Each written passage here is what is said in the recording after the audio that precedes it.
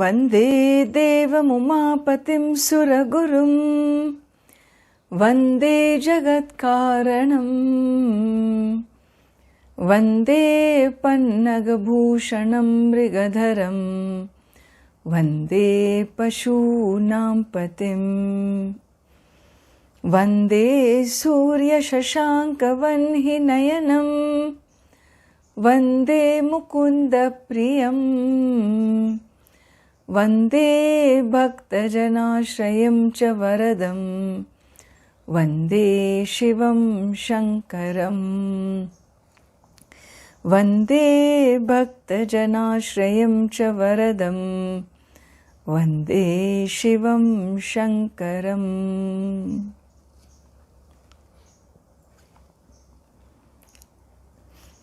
Let us chant Margabandhu Stotram.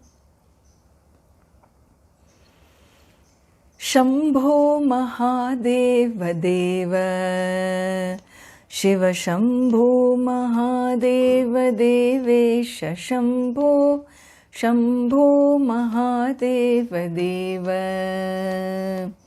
Shambho Mahadeva Deva Shiva Shambho Mahadeva Devesha Shambho Shambho Mahadeva Deva Phalavanamrat Kiritam Phalanetrachishadagdha Pancheshu Kitam Shulahatarati Kutam Shuddhamardhentu Chudam Bhaje Margabandhum Shambho Mahadeva Deva Shiva Shambho Mahadeva Devesha Shambho Shambho Mahadeva Deva. So we have seen in this first verse of beautiful description in which he says Lord Shiva, who is a friend of our journey, our life journey itself, and any other smaller journeys one may undertake, well, he is one who is worshipped by the higher beings, the celestial beings. And the beings, the higher powers that violated and went against the will of the divine, he was one to even burn such powers to ashes by his mere look. And so Phala Netrarchisha Dagdha Pancheshu Kitam. We saw the God of love, how he violates his powers by trying to woo very cosmic being, and so he is punished. He pays for his ego, his belief that he can conquer even the divine, and so Lord gives him his punishment and he burns to ashes. Shulahatarati Kutam. And here we saw, so the Arati, the enemies, lot of enemies are destroyed. By what? By his Trishula. So this Trishula, he is one who destroys. What are the enemies? The enemies are nothing but Kama and Krodha. Our biggest enemies in our life is not in the external world, it's our own desires, and our own desires which are blocked for coming into fruition. The anger that emerges. And this anger is another enemy. And my own anger can destroy everything for me. And so Kamaha and Krodhaha, desire and anger, when one is in desire, one's head is out. We saw one head is in stupor, is out, is under a spell, the spell of desire. Similarly, krodha, anger, is another spell. These two things that are two spells that overshadow any wisdom, any intelligence, any maturity, any knowledge one has, any dharma, any goodness. These two enemies completely overshadow everything else that we stand for. And therefore they have to be destroyed. And the kama is a generic expression, but really specifically he talks about binding desires of having name in the world, lokeshana, and having putreshana, wanting a progeny, wanting to live on and on and on forever.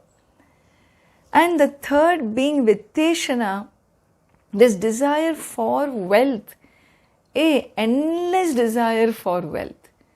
However much you have, it is never enough. We always want more than what we have. And this kind of an obsession, this kind of a kama, desire, well, is nothing but a message for self-destruction. And therefore, he is one who, with his trident, Trishula, he strikes the enemy. He vanquishes the enemies. These are the enemies of his devotees that prevent the devotees from reaching the divine. And therefore, these enemies, the blessings from the infinite is removal of these kinds of enemies from our life. And he is one who is Shuddham. Shuddham means pure. And Ardhendu Chudam. And he holds this beautiful crescent moon on his head. And so this form of Lord Shiva, who is the form of my friend, and so here he is looked upon as a protector. In this verse, why should I befriend him? Because he is a protector. He is a protector of the higher worlds. Even if something goes wrong in the higher worlds, he punishes. They bear the consequence of their actions. And so, of course, in this world too, if anyone crosses their boundaries and violates dharma, the divine they will have to bear the consequence. The divine justice will take effect, and therefore what? Therefore I trust him. The idea is, why all these stories, I tell these stories elaborate because in these stories is hidden messages of justice, messages of protection from the Lord. And therefore when I know he protects, I can trust him. And once I can trust him, I will take refuge in him. And so this is where I connect. This is where I find the prayers are so beautiful and profound and relevant to what we go through, because we also violate, we also get punished, and then we don't want punishment, we take refuge, we realize our mistakes. And so this is how the human journey is lived. And therefore here the prayer inspires me and brings back my faith in the Lord. And along these lines, so continuing in the second verse, he says, Ange virajat bhujangam, Ange virajat bhujangam, Abhraganga taranga biramotamangam, Abhraganga taranga biramotamangam, Ange virajat bhujangam Abhraganga taranga bhiramotamangam Ange virajat bhujangam Abhraganga taranga bhiramotamangam Omkaravati kurangam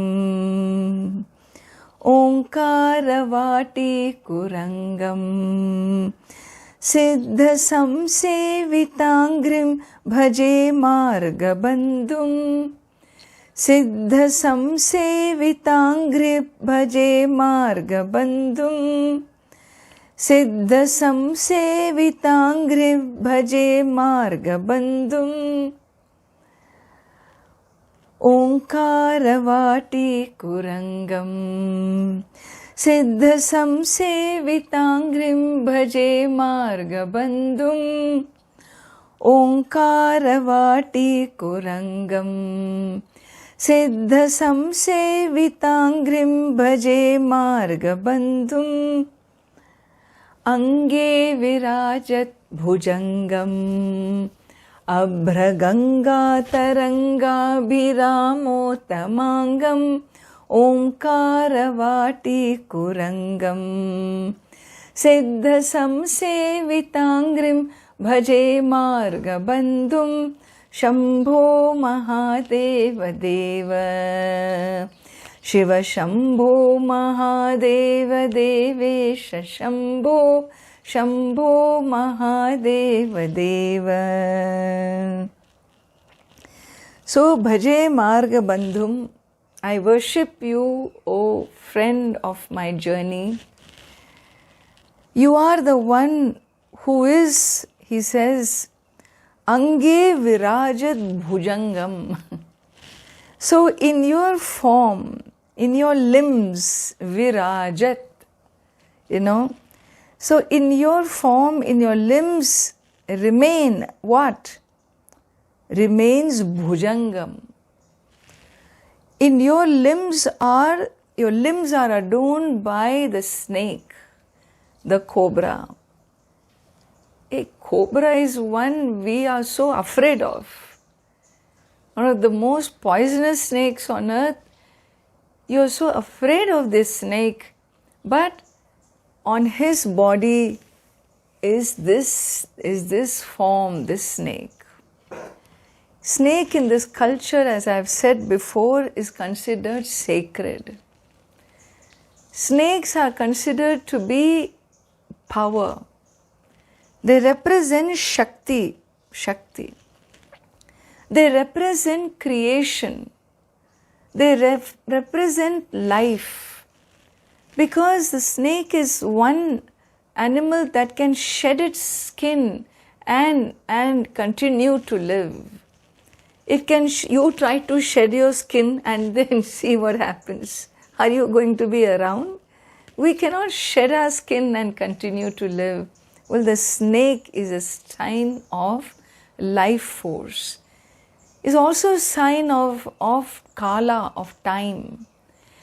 And so time just remains as an embellishment on the timeless being. The snake is an embellishment of the Lord.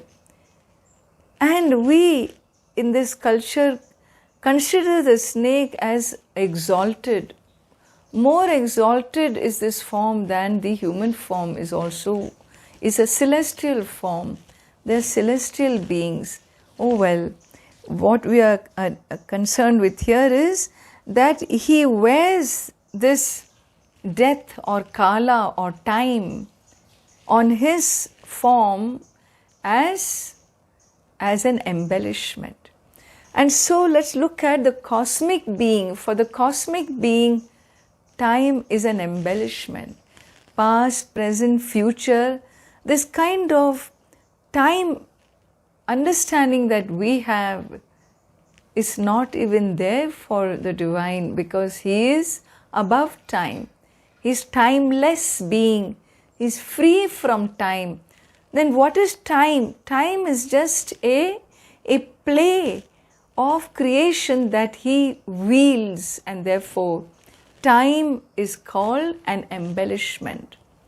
So here the Bhujangam, the snake, represents that Kala, that time.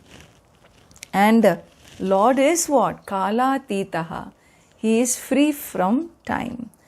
Ange Virajat Bhujangam. Abhraganga.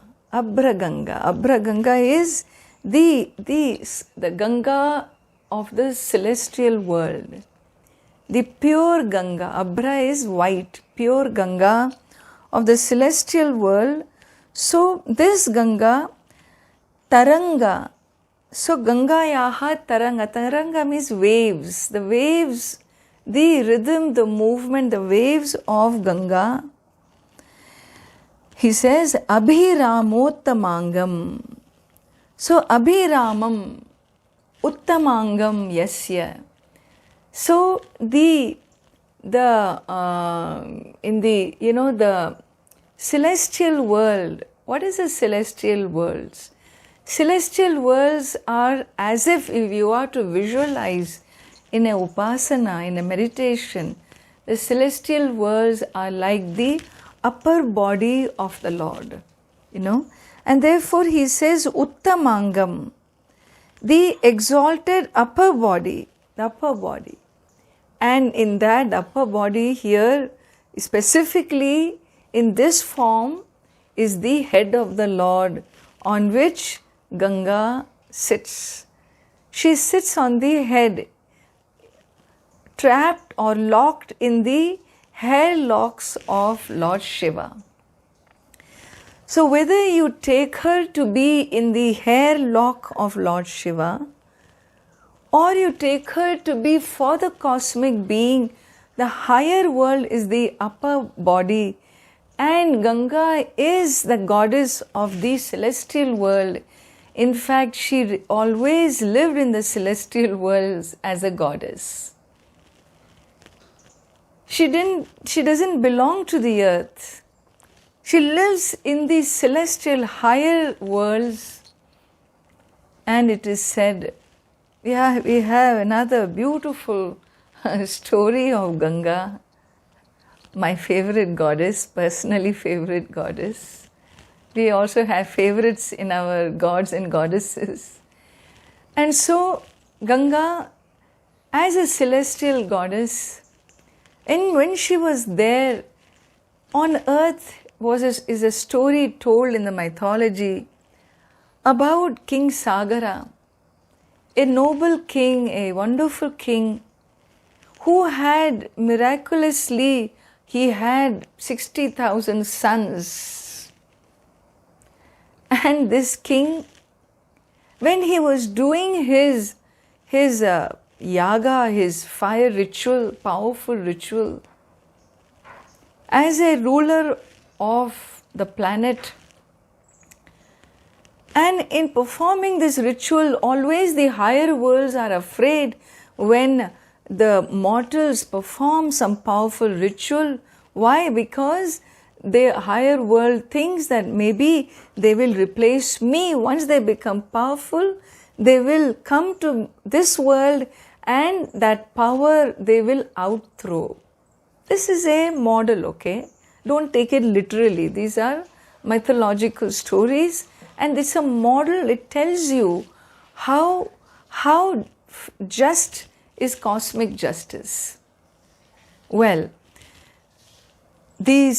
so there is an interference from the higher world, and Lord Indra, what does he do? He steals away this horse, which is very symbolic for this fire ritual. He's stolen away and hidden. Where? This celestial being hides that horse in the ashram of a Muni, a sage who is in deep meditation.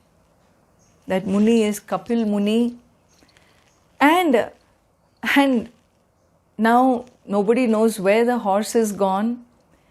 The best way to hide a stolen object is in in the area of a noble person, a honest person, because nobody will guess that it is hidden there. And so that's where the horse was hiding, and the sage was in meditation anyway, and therefore he did not notice. And then these 60,000 sons go in search of that horse all over. And when they finally reach every nook and corner, and they don't leave any place untouched, they reach this ashram and suddenly find this horse is standing there. And they are furious, and they are to capture this Kapil Muni, this sage. This sage who has nothing to do with this. Well, the sage opens his eyes, he understands what had happened, and he curses them. His anger makes them all burn to ashes. Touch a noble, dharmic, saintly soul, and their annoyance can bring a great wave of disturbance. So the 60,000 sons, they burn to ashes. In fact, the souls remain on earth, unable to get the higher path after they lose their bodies. And so the only way is if they are purified. And what can purify them? What divine interference will help purify these 60,000 sons of King Sagara?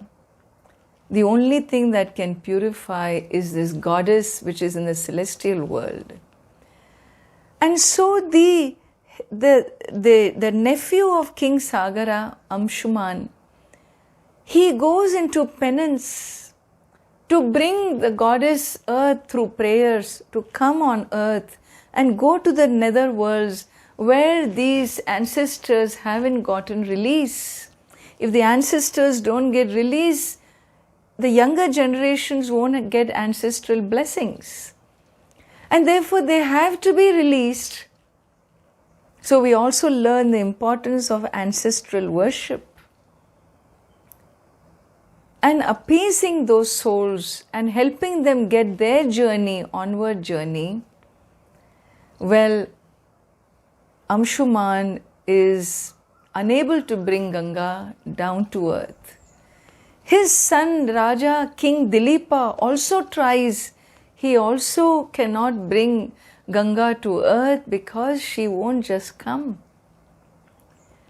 And Raja King Bhagirath, he worships goddess Ganga, and for a long time he goes into penance, and the Lord is pleased and tells that Ganga will come. But for her to come, when Ganga gives her vision to King Bhagiratha and says, I can come, but my power is such, the energy, the force of water is such.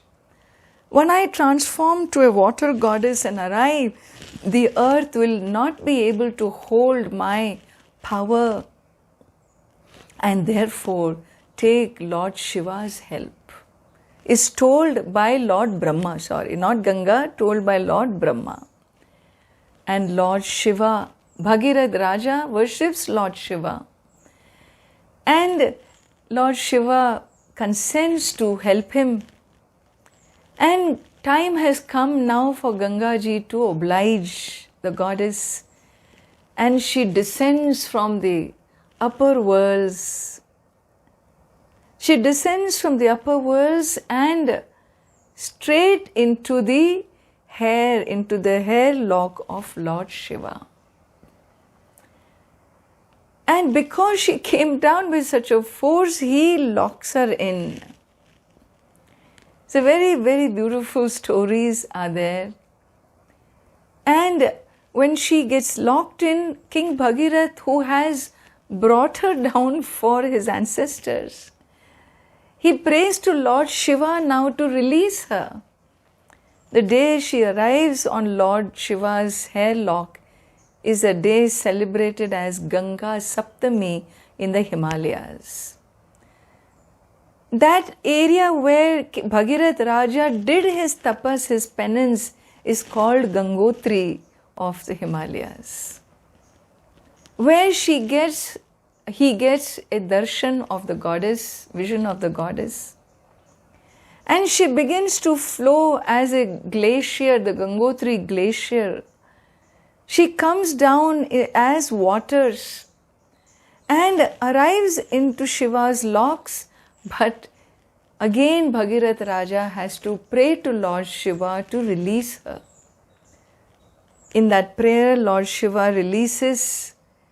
3 streams move towards the east, 3 streams move towards the west, and 1 stream follows Bhagirath king to wherever he wants to take her, which is to the nether worlds where his ancestors are waiting.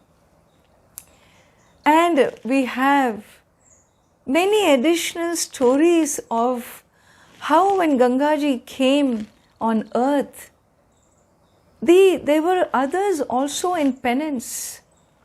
Vasuki, king of the serpent race, was in also worship of goddess Ganga.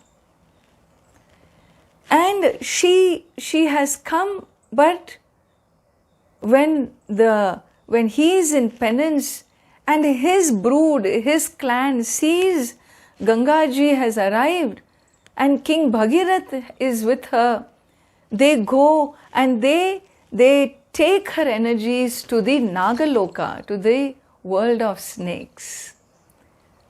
Bhagirath Raja goes to Nagaloka and appeals to goddess Ganga, please, I prayed to you not to come to Nagaloka, the world of snakes, but to please come with me.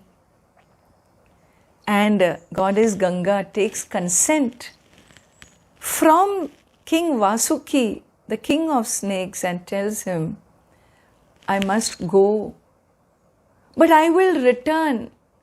When the time comes when people will not worship me, when the earth does not need me, they will not revere me as a goddess. When they see me just as hydrogen, oxygen atoms, I will return. And I will return to you. That's my promise. And even today, there are higher powers in the main Ganga, the root Ganga, called the region from Uttarkashi to Gangotri, that 100-kilometer belt. The powers in that 100-kilometer belt is simply way beyond human comprehension, way bigger than human comprehension. It is a place of great penance. That belt is a belt where rishis like Parashurama, like Markandeya, like Kashyapa, like so many sages have done penance on Ganga belt, because that's a land where all these powers of the Naga world still are held in those higher regions. Not only that, Gangaji comes out, and when she's moving forward, the Gandharvas, another group of celestials, try to steal her away, and Bhagirath king goes and wins her back and takes her forward. And so the Gandharva energies are there too in that belt. Like this, there is so much around Gangaji in that higher region. Sage Janhu, when she came down, her powers of waters were so powerful that she washed away the ashram of Sage Janhu. And what did he do? He also swallowed her with his powers. Bhagirath Raja worships the sage and says, please release her.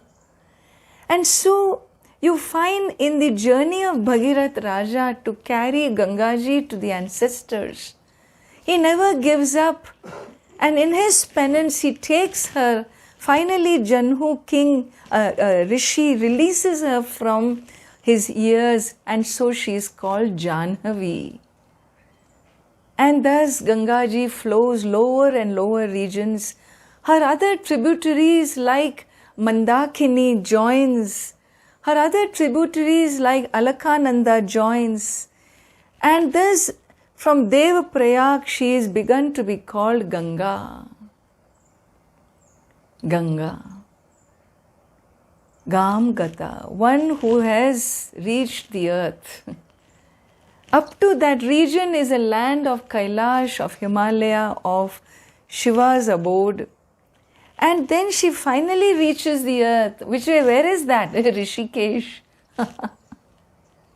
Rishikesh. That is why the next region is called Haridwar. The Dwara, the gate to enter the heavens, the land of the divine. So, Harehe Dwaraha. It's a land of Hari or Hara. The land, the gateway to heaven, so to speak, is Haridwar. That's why people take a holy dip there, holy bath, purify, and then undertake the journey to go up towards Gangotri. Well, this Ganga, who is even today the energy of the goddess is felt by those who live there, who live in that land. They know the justice of that land. The justice of Himalaya is immediate. No falsehood can exist there. That power is felt by the sages, by the seekers, by all those who have the faithful ones. Well, Ganga is the beauty, the embellishment. She is the one that is adorned by Lord Shiva himself on his hair locks. And then it is said, Omkaravati Kurangam Siddha Samsevitangrim Bhaje Marga Bandhu. Really, the world of the divine is the world of trust, of faith, of reverence. Himalaya brings in our heart so much reverence. Reverence because you did not do anything. That land will give you the protection of a divine father. Ganga gives you the protection of a divine mother, so that a human life can be lived with comfort, being comforted that the divinity is with you, is your friend for your divine journey. And we will see more about, I got carried away with Gangaji. We have two more portions in this verse. I will continue tomorrow. Om Purnamadav Purnamidam Purnat Purnamudachyate Purnasya Purnamadaya Purnameva Shishyate. Om Shanti Shanti Shanti. Harihi Om. Shri Gurubhyo Namaha. Harihi Om.